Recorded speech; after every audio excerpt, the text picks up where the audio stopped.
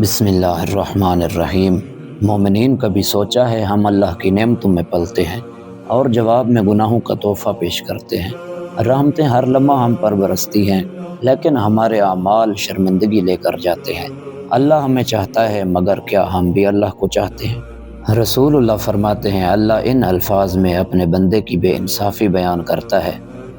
قال رسول اللہ صلی اللہ علیہ وآلہ وسلم یقول اللہ تبارک و تعالی یا ابن آدم ما تنصفنی اتحبب الیک بالنعم وتمکت الی بالمعاصی خیری علیک منزل وشرک الی صاعد۔ اللہ فرماتا ہے اے فرزند آدم تو میرے ساتھ انصاف نہیں کرتا۔ اللہ فرماتا ہے اے انسان میں تجھ سے محبت کرتا ہوں اور تجھے نعمتیں دیتا ہوں اور تو مجھ سے نفرت کرتا ہے اور گناہ کرتا ہے۔ میری بھلائی تیری طرف اترتی ہے اور تیرے گناہ میری طرف آتے ہیں۔ پھر فرماتا ہے وَلَا يَزَالُ مَلَكٌ كَرِيمٌ يَأْتِينِ عَنْكَ كُلَّ يَوْمٍ وَلَيْلَةٍ بِعَمَلِ قَبِيحٍ، اور ایک معزز فرشتہ ہر دن اور ہر رات تیرے برے اعمال کا پیغام لے کر میری بارگاہ میں آتا ہے۔ مومنین ہم سب کو چاہیے کہ اتنا پیار کرنے والے رب کو ناراض نہ کریں۔ ویڈیو اچھی لگی ہو تو شیئر کریں۔